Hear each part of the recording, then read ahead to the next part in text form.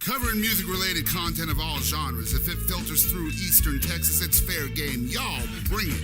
From Texarkana down to the coast and Dallas down to Houston and everything in between. We are ETX ROCKS! Hit the brakes. Cut. Hello, y'all. This is Boston Chris with a brand new episode of the ETX ROCKS podcast.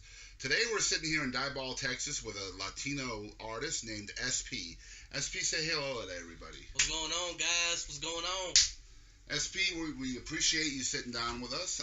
Multi-time East Texas Award Music winner. Which awards did you win? Have you won?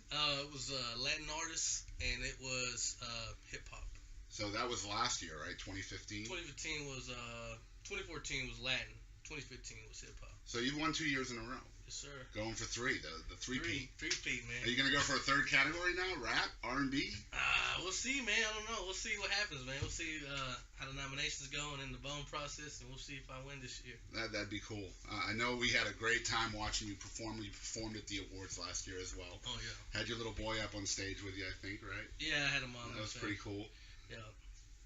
Pretty good moment for you there to share that with your son. Yeah, it was a great experience, man. Every time I go to the award show, it's always something different. It's always something nice. That was your second time going, or? That was my third time going, actually. So this will be the fourth year. Yeah. So you got in on this pretty early. Yeah. Well, basically the first year I didn't win anything. I was pretty close, but I didn't win anything. Second year I won, and then third year I won. So we'll see. Is that all from just self-promotion, or is that Yeah, it's self-promotion, man. It's no paid promotion. No, we got YouTube. We did that on YouTube with people voting and stuff like that. Right. But it's all me hitting people up, be like, hey, come on and vote, come and nominate. So a lot of legwork. Yeah, man. I was telling people, everybody. I was telling people at work. So it was one of those things that it's a lot of promotion, self-promotion to do, but hey, it was worth it. So yeah, hard work pays off usually. Yes, sir. Yeah. So how old are you? I'm 26, man. 26. 26. How'd you get started in the music business? Man, I actually started when I was 13. So, wow, half your life. Yeah, I started doing music when I was 13, man. My brother was actually, he was actually rapping at that time. He was rapping and stuff like that, so he got me into it. And I basically learned how to write. Which I didn't know how to write, but I learned how to write, like, music, you know what I mean? Mm-hmm. And I did a lot of R&B early in my career. You know, that's just basically what I focused on, R&B, just writing down music and stuff like that. Over the years, I got a lot better. You know, every time you practice, you get better. So it took me a while to actually get where I wanted to get, but the sound right now that I feel is just it's there. It's ready to go. It's commercial. Yeah, exactly. It's taken you 13 years to kind of get to where you wanted it to be. Yeah, well, I say 10, honestly. 10 years. So you've been kind of where you want to be for the last 3 years or so. Yeah, well, I want to just get out there a little bit more, just get more focus on out there pushing myself. Locally, people already know who I am, so it's not that big of a deal. Just kind of branch out. Right. You know, hit up, out of East Texas, so like Dallas, Houston market, Austin, San Antonio, Laredo, stuff like that. Branch out of those markets. Just trying to branch out and kind of explode. Exactly. I feel what you're saying. So growing up, 13 years old, you decided this is something you wanted to pursue. Mm-hmm. So who are some of your musical inspirations and things people that inspired you to do this? I could say there's a few. Specifically, I did look up to SPM when I was starting, just because he was, getting into the mainstream around that time. So he was basically, he was doing music, and I listened to it a lot. So I'll say him. There's a few artists that I can say inspire me, but he's one of the ones that I can say, for being a Latin artist, inspired me to do the rap. So he's one of the artists that I can think of. Selena as well, being a Latin artist as well, win a Grammy and stuff like that, even though she passed away. But she is one of the artists as well that I looked up to growing up as a kid. And do you find now that you're almost kind of a veteran in the music business, do you still find new people that inspire you all the time? Or? There's always people that do it that I like. I get inspired. I'm more self-motivated for some reason. I'm the type of person that I motivate myself to go in the studio, motivate myself to go in there and work. Yeah, I'm a lot the same way. Yeah, I inspire. To me, for some reason, it looks to me like I inspire other people, just because the way your work ethic. Yeah, man, the way I work. Like you see have little plaques on the wall. But people always come up to me and be like, "Hey man, we're ready for the next one. We're ready for the next Right. one. Come on with it, man. I know you got it." So everybody. That's a cool feeling too, you know. Yeah, people. I don't even know some of these people that come up to me. It's one of those things. Like when I won the E6 Music Awards the first year, people were coming up to me, artists that I didn't even know, listen to my performance Right. that night. And they come up to me and everybody was like, "I don't even like rap, but I like the way you did it on Right, stage." You right. know what I mean? So that's one of those things that tells you that that the music is good. You know what I mean? Well, I can tell you from a personal standpoint, the reason why I'm sitting here right now is because of your performance at the awards last Yeah. year. I was impressed with the fact that it was an original song, number one. Mhm. A lot of times when you hear a rapper or hip hop artist, they're usually covering somebody. They're especially if they're at a red carpet event. They don't like to step out. And I believe you did an original song that night. Yeah, I did. Which I was like, man, that is really incredible. It was Yeah. clean. Mhm. It was a clean song, so a family could listen to it of any age, any kid or grandmother or whatever is gonna love it. Mhm. And as you know, I was up there on stage Yeah. to the side watching you, but I was just like, man, this is great. It's clean, it's wholesome, it's different, and not a whole lot of people around here do that. So it's like you almost have the market cornered. Yeah. You know what I mean? So I was like, man, this is somebody I want to do something with someday. Yeah, I mean, it's one of those things. There's a lot of people not used to hearing a lot of, well, locally here. There's artists that rap, but there's a difference between rap and being an artist. To me, is an artist can be in any kind of genre and try to make something towards it. That's basically what I like to do. Not just do rap, R&B, but like switch it out, do some pop. Somebody got a pop track, we'll work something out. You can do a little rap on there, but it's gonna sound good. Right. I like to switch it up all the time. That's just the way I am. I like to work with not just rappers, which obviously I am a rapper, an artist, but I like to switch it up every now and then. You know what I mean? Do a little bit different genre. Was it that kind of uniqueness and that uniqueness that set you apart? Is that what kind of gave you some of those critics, those people that said, this is not Well, when my I thing? first started, that's actually, I like that question.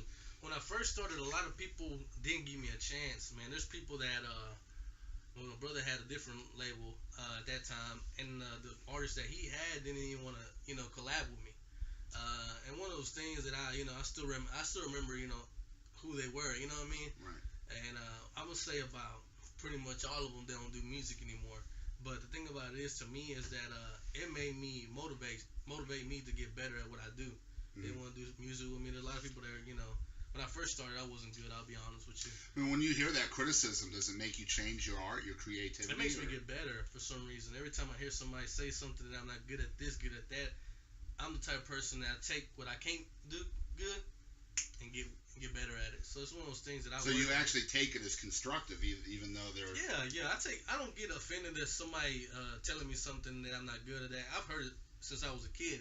Right. So to me, you tell me I'm not that good. Okay, cool. That doesn't bother me. You know what I mean? So I take it. That's one thing you'll hear. A lot of artists don't take that constructive criticism. They'll get offended of it. They'll get hurt quick. Yeah, quick like this. Especially rappers. I will say that they will. You tell them, hey, it doesn't sound. There's something missing on there. You tell them specifically what it is, they'll get offended like, oh, he's just hating this and that. You tell me that, I'm like, okay, what we need to work on? I'm going to go straight like, what we need to work on? This is what we need to work on. Okay, cool, let's go back and work on it. You know what I mean? Right. This is one of those things, but it got to sound good. That's one thing I say. Is if you're just going in there and not giving it your all, then you're just not going to make good product. I agree. That's a good answer.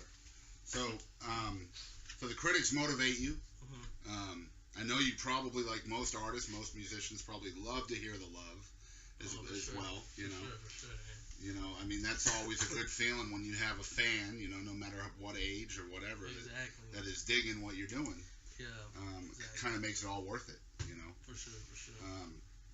I know you have a passion for video games too. Oh yeah, you see that. That's a side thing, but yeah. Well, I'm part of your group. I'm gonna give you group some love if you want to self-promote the group. Oh yeah, you can check it out. E6 Video Games or More.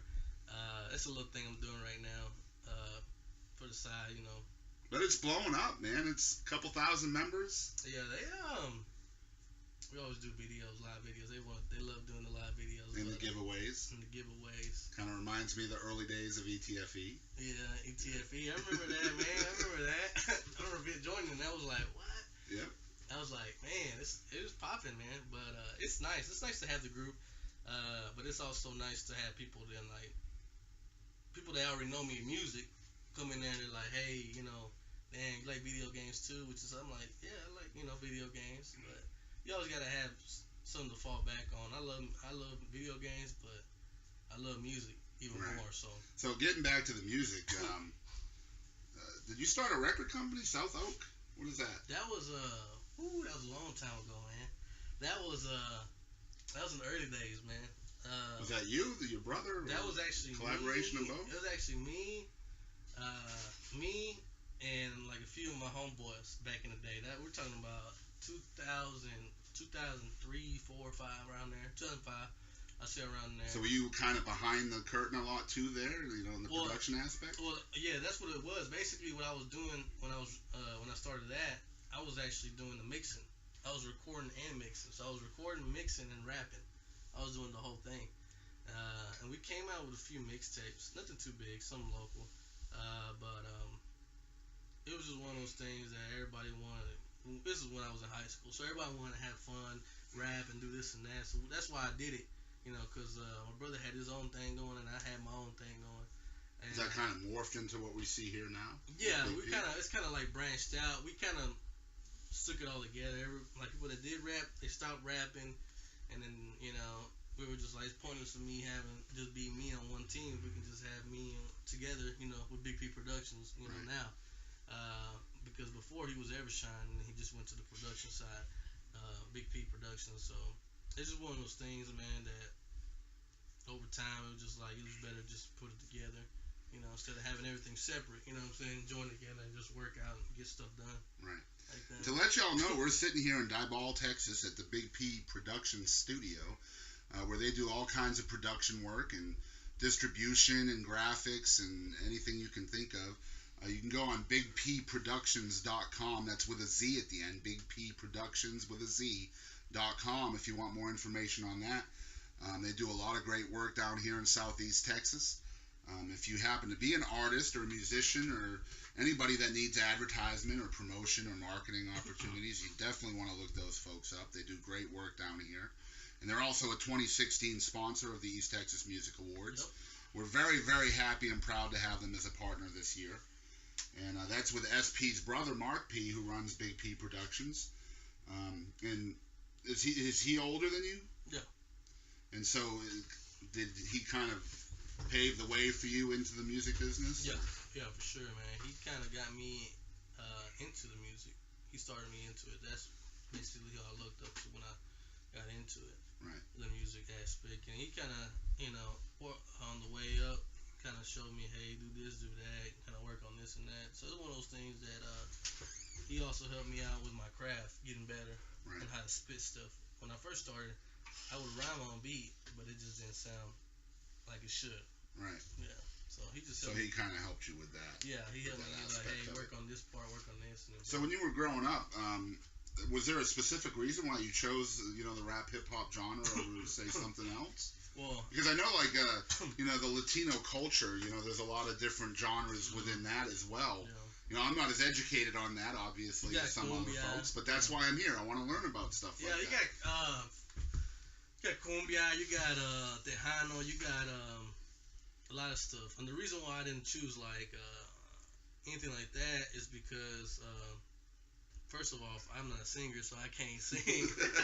That'd be one reason why. I do like R&B music, but yeah, I'm not a singer, so I can't sing. So another reason why is I just felt that I could, it's just something that I liked. I mean, the Hano Cumbia and stuff I could do stuff like that too.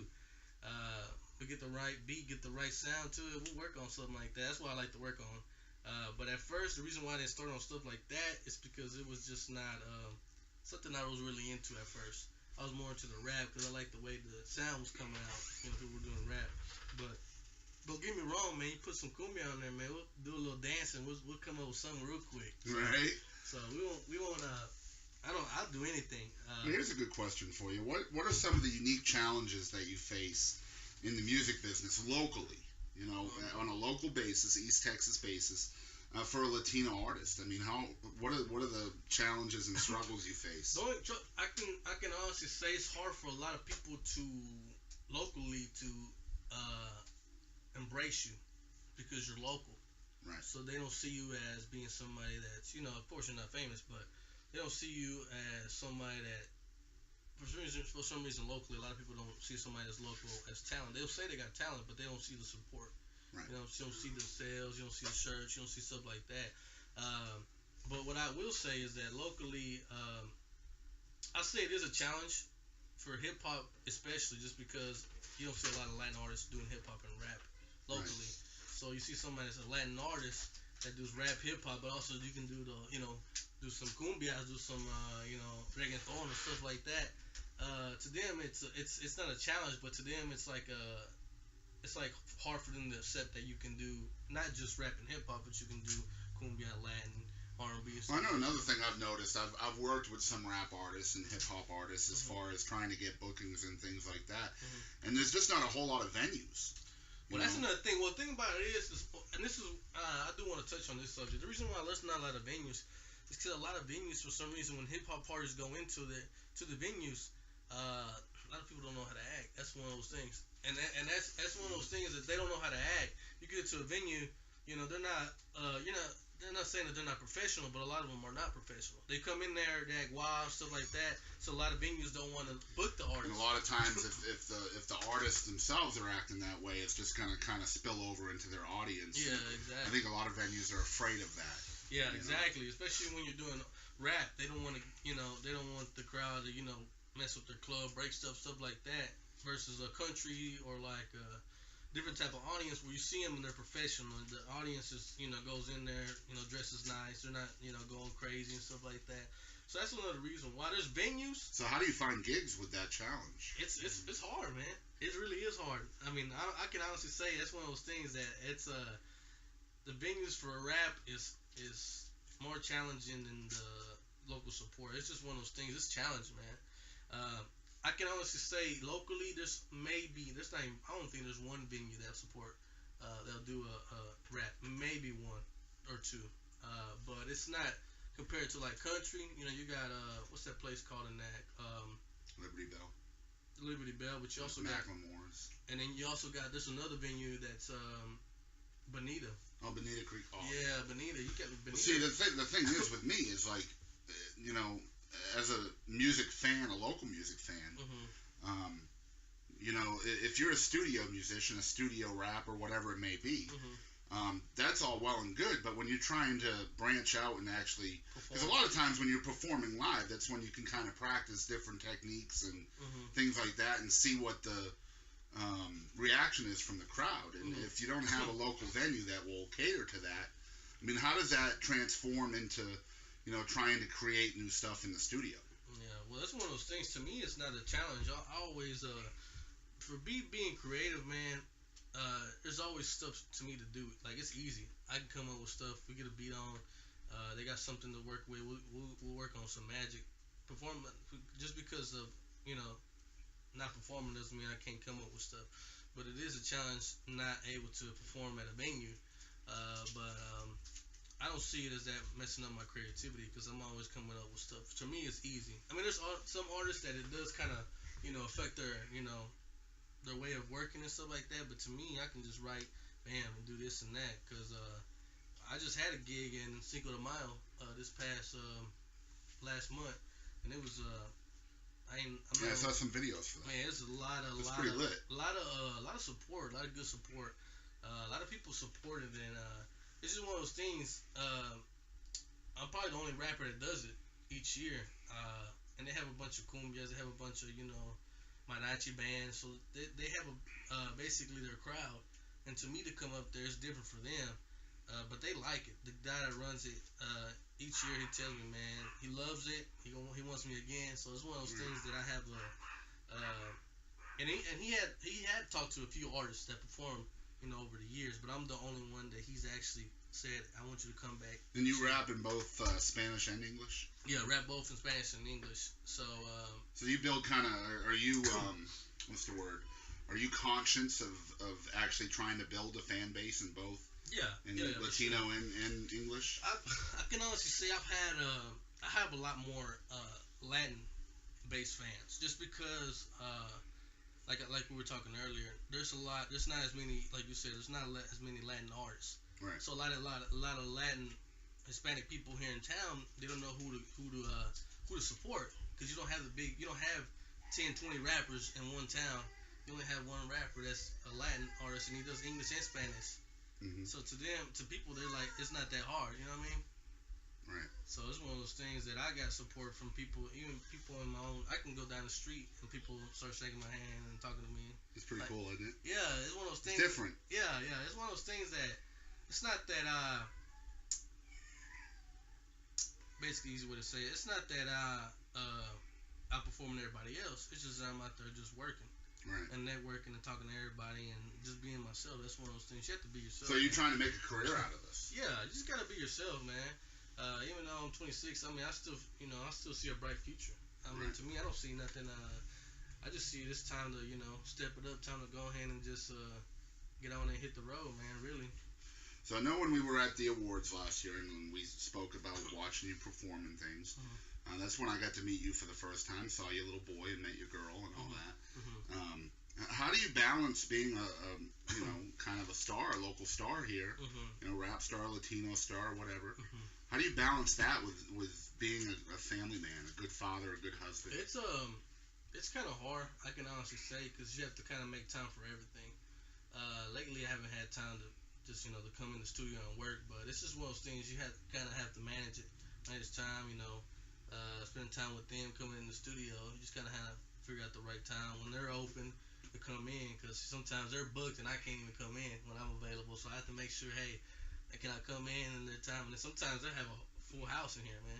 Right. The last few times I tried to come in, they had a full house in here. You couldn't even get in here, man. It was everybody sitting down. People were in the studio recording. So it's just trying to manage, the time, really, man. Spend time with them and then see when these guys are available to come in and I can, start. And I'm sure they probably support you 100%. Oh yeah, they're very supportive, man. They'll talk a little mess. I will say that they're very they will talk a little mess, but that's just the way they are, man. They like to motivate in a positive way. That's cool. That's cool, man. I know, between my girlfriend and I, we have 5 kids. Well, I have 6, but one has moved out. And we have 6 total, but 5 living with us. And we do a lot of work, as you know, for local music and things like that, man. And that's probably the hardest part is finding that time to be dad and, husband or boyfriend or whatever.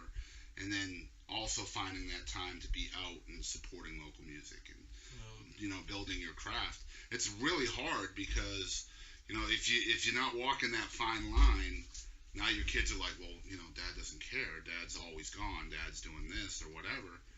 And so that's one thing we wanted to know, because I think a lot of people that are in the music business probably struggle with that. It's one of those things. It's probably the hardest thing in the music is balancing time with your family and time in the studio and time with music.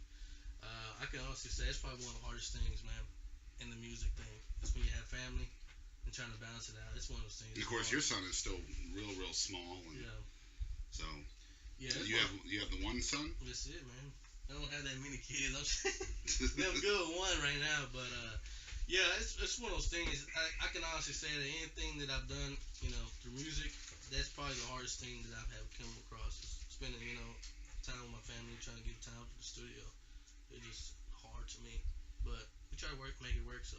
So not only are you the artist on the mic or whatever, trying to come up with creativity and stuff, but you also write a lot of your own material, right? Yeah, I write everything. So, I don't know. How do you continuously find the motivation and the inspiration to come up with that new material? It's How do you get to that creative place? Honestly, man, I have to. The way I work, man, I listen to the actual music. So when they play a beat, listen to it. So I make sure, hey, try to see what kind of topic it is. Just listen to the beat. If it's like an R&B type of song with a kind of like more like a cheating or something like that, then I listen to it, make sure, hey, this is something like that. If it's like a Latin R&B cumbia type of stuff, that I listen to it, and then I come up with something that'll go to it. So we'll kind of he'll be in here sometimes, or it'll just be by myself. So I'll try to come up with ideas. I'll freestyle. Every time I do something, I'll freestyle something, and every time I come with like a hook that's catchy, then I start writing it down. And I've noticed that, and I was talking to one of your friends, Jose, earlier. You know that a lot of your lyrics, a lot of your material has clean lyrics. It's family friendly and things like that. Did you make that decision consciously, or is it just something that came about? Because I know a lot of rappers and hip hop artists will cuss. Yeah. I'll be. So I thought that makes you really unique as well. Well, the thing about it is that you don't want to go to a venue. Like for some reason, like ETX Music Awards, you don't want to go to a venue and you're cussing this and that. You're saying the B word, you're saying the N word, you're saying the F word. You don't want to go into a venue like that because you don't know what kind of crowd's there. You know, there's kids. You don't know if there's young adults. So it's one of those things. At first I didn't care, but as I grew, over time, I noticed that the way that venues were, a lot of venues wanted clean music. So why not just go ahead and make clean music? You know what I mean? And sometimes I do cuss, but I try to make sure it's clean as possible. Because if I go to perform at a venue, and these guys always trip out, they're like, why you clean it? Why you clean it? I said, because, man, I don't know who's going to be there. You know what I mean? So I want to make sure I'm performing clean. I don't want to be performing dirty songs and start cussing and saying this and that, and then people gonna be like, "Oh man, he's just just like." I definitely think that's a smart decision too, because I think if your creative process is lit, if it's magic, doesn't matter what kind of words you're saying. Yeah. That crowd that likes those kind of words is gonna like your stuff just because of how it is. The only difference is, I think, and this is the smart part of it, I think, is you're reaching more people because it's clean. Yep. You know what I'm saying? And I think you're gonna turn less people off with the clean lyrics than you would with the dirty lyrics or whatever. Yeah, that's basically what it is. I mean, a lot of artists, even people that don't like rap, they like something that they can listen to. You put it in there, you go in the gym, you go in the car. You want something you can sit there and listen to. I don't have to cuss for something to jam. I can just, You don't have to cuss to make your point either. Yeah, exactly. Or get your message across. I mean, yeah, it's one of those things. A lot of artists cuss, but they don't know how to express it in a way not to, cuss or anything like that. You want to just keep going and just. I try to make it as clean as possible, and it just sometimes I can't. Hey, we'll cut a few words in the next, show or something and we'll perform it. It's nothing, and I'm do a clean version. To me, it's nothing. To me, it's just basically going out there and performing and just, doing your best. Honestly, a lot of people they do it, but they don't go out there and show out like they're supposed to do it. That's one thing that I like. You got to go out there and just rock it, man. You can't just be performing and just kind of wiggling. You got to go out there and just showcase. Man. Right. All the things you got to do. I think we're fixing to wrap this up. We just wanted to say, once again, I'd like to ask SP if there's anything you'd like to say to your fans. I'd love for you to tell them in both Spanish and English. All right, so we'll do it in both. We'll do it in English first. So y'all make sure to check us out. BigPproductions.com. We have shirts, we have CDs on there.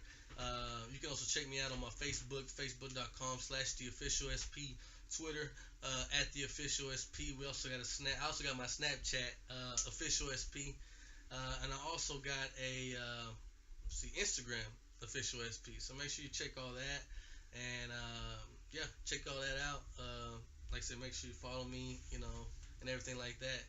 Para mi gente mexicana, latina, visítanos en el Facebook, facebook.com, SP, the official SP, y también en el Twitter, official SP, y también en el Instagram, official SP, y en la website, bpproductions.com, se spela BIPProduktions.com.